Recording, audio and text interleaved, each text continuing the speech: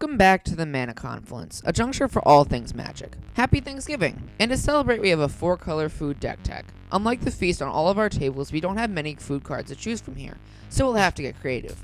Overall, only 28 cards use the word food, and that's including 2 cards outside of our colors, an unstable card, and Merrileaf Rider, an utterly unplayable card, especially in EDH. So we are going to have to get very creative, which luckily we are very capable of doing.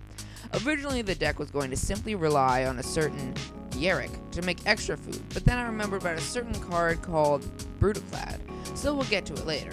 But my revelation about Brutaclad and its ability to create more food has dragged us into 4 colors, and a lack of any relevant commanders will turn us to partner commanders to provide us with the right stuff. Tana, the Bloodsower, is one of our commanders, and it may seem like a very odd choice.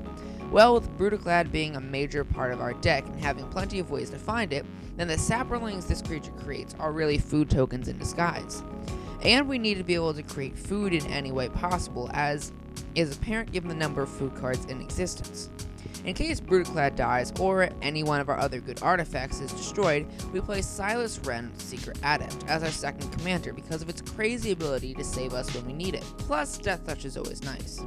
There are 2 things I personally need to acknowledge before getting into all the cards we use. Firstly, I have tested this deck to make sure food synergies exist, because this was something that very much concerned me. Secondly, this deck has to be a break-the-bank deck tech for it to live up to the standards of other Magic decks. Unlike our tables in the US on the 4th Thursday of November, we don't have a feast of powerful food cards and synergies to use. Thus, we must improvise and use other more expensive cards to boost these synergies so that they are as good as they can be. And that's exactly what we have done. So what are the cards that we have that really care about food, and how can we take advantage of those cards and mechanics for food? We are going to have to talk about soul artifact synergies later in the video, not now. Right now we're going to focus on purely the food synergies. First up, we have Gilded Goose at the bottom of the curve. Not only does this card create food tokens, and a lot of them, but it also flies, is a bird, and it also produces mana out of food. This is an all-star and is not to be missed in any commander food deck. Also at 1 mana is Cauldron Familiar. This card is sneakily valuable as a subtle life gain card, and of course we have to have the most fun combo in Standard right now with Witch's Oven, joining us in this deck. Gingerroot can chip in for damage quite frequently and is both a food and a creature. Now this deck would be crazy if food was a creature type and not just an artifact type, but given that it is indeed an artifact type, cards like Arcane Adaptation don't work with it. Curious Pair makes food turn 1 and drops this at 1/3 turn 2, which is definitely good enough to be played here because the food is so valuable to us. Also at 2 mana is Giant's Skewer. This card is terrible, but given the fact that our commanders both have damage effect, we will in fact play this card. And when we do damage, we can use cards like Insatiable Appetite, so that a card like Tana can create more tokens, and hopefully those tokens become food with our good friend, Brutaclad Telcor Engineer. Golden Egg is somehow amazing in this deck. Well, that is compared to how good it normally is. Fixing, it replaces itself, and it's a food, and you can sacrifice it for the lifesteal. That actually seems pretty good, especially for just 2 mana. And whenever we sacrifice any food at all for whatever reason, we can use Trail of Crumbs to keep digging for the important permanents that we play in abundance. To finish out the 2 mana spot, we have our first removal spell, Fell the Pheasant. Flavorful in more ways than one. Our 3 mana slot is Ogowe. Okay, Ogowe. Yeah, I'm not sure. It really sounded like there's a pun there. Yes, we play the standard banned Oko, and we feel great about it. If we can protect this guy, we are about to make so many commanders so irrelevant. If we come to a board stall, or we just want to throw some damage, why not use Tempting Witch? What a great suggestion. This card also makes a food, which is pretty nice. The next card we have is Giant Opportunity. This card is just great in this deck. It makes a food or it makes a 7/7 token, which Brutaclad can and will take full advantage of. In case we get low on cards, Foreboding Fruit and Savvy Hunter can both get us out of a pickle by creating food and drawing cards to refresh our hand. Yet another card that can draw us cards is our first 4 mana card, Vraska Golgari Queen. She allows us to, instead of paying 2 mana for 3 life, pay no mana for 1 life plus 1 card, plus an insane ultimate, plus some pretty nasty removal. This is an all-around incredible card. The next card we have is another slot filled by food-related removal, except this card also replaces itself. That's right, we have slotted in Turn into a Pumpkin. Wow, this deck tech is really making me hungry. And everyone knows when you're hungry, the only logical thing to do is to bake into a pie your rival. Speaking of ShopRite, Wicked Wolf is the next card that we'll be using in this deck.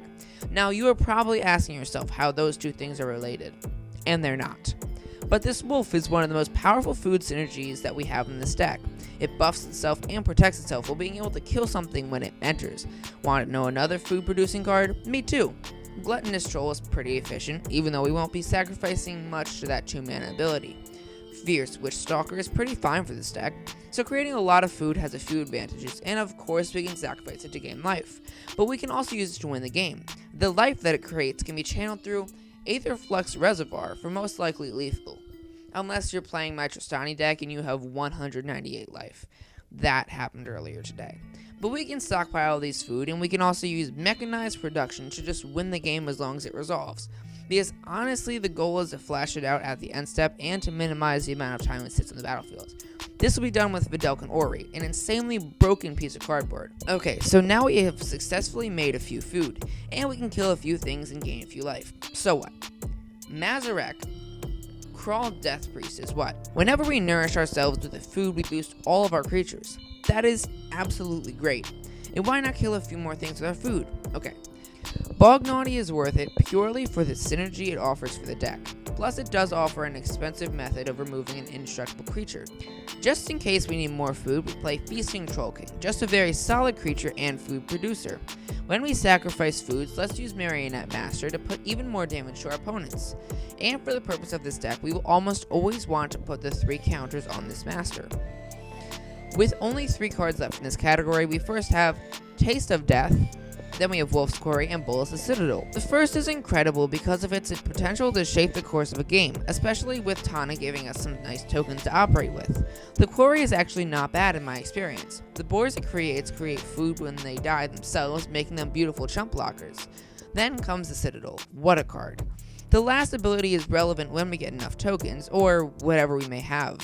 But the life we spend, we can gain back with our food, making this a legitimate threat in this pile of cards. But before we can continue, it's important to touch on what we'll be using so that we can actually play cards and activate our food. In my extensive testing, there is a major discovery I've made. Mana Crypt is an absolutely broken card in every single possible way. 3 damage really doesn't matter when we play food, so this card is a bomb. Of course in this deck we'll play Soul Ring, and for us being able to be life gaining, we can afford to slot in 5 talismans.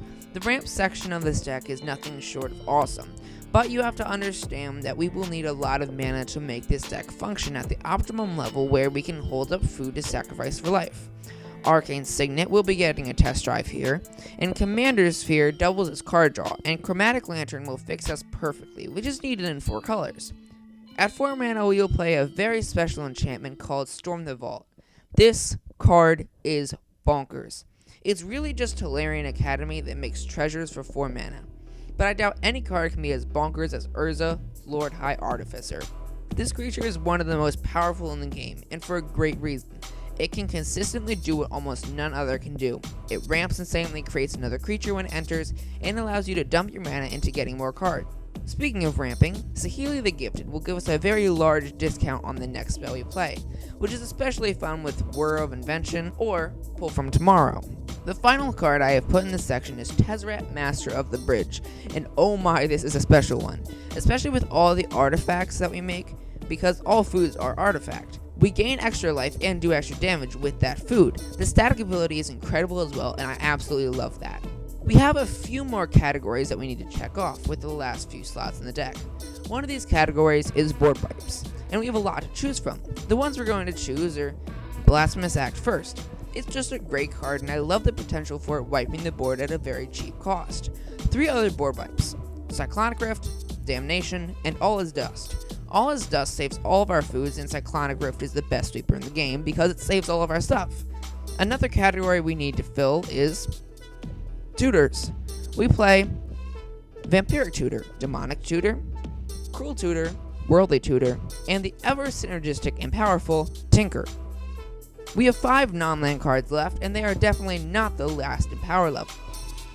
Dockside Extortionist will make us more tokens. Shimmer Dragon will draw us into more cards and hopefully into whatever the situation requires of us. Unwinding Clock allows us to tap our artifacts for whatever reason and then still have them up to sacrifice for mana. Yarok the Desecrated is a card that we have mentioned because of its ability to make the deck that much more explosive and fun. Idol of Oblivion is one of my favorite new cards because who doesn't love drawing a whole bunch of cards? But no deck is complete without lands. And as for fixing, we play everything. Check lands, shock lands, fetch and tricolor lands, as well as battle bond cycle lands are just among the lands we tap for mana. You can check them all out in the description below. We also play Mana Confluence, a juncture for all things magic, Rogue's Passage for its synergy with our commanders, Temple of the False God and Ancient Tomb because they ramp us out well, and Gingerbread Cabin because this deck actually has a shot of this thing entering untapped and us getting a food off this land. That concludes the deck, and if you enjoyed this video, then please consider subscribing and check out our other EDH content. Thank you so much for watching and have a great day.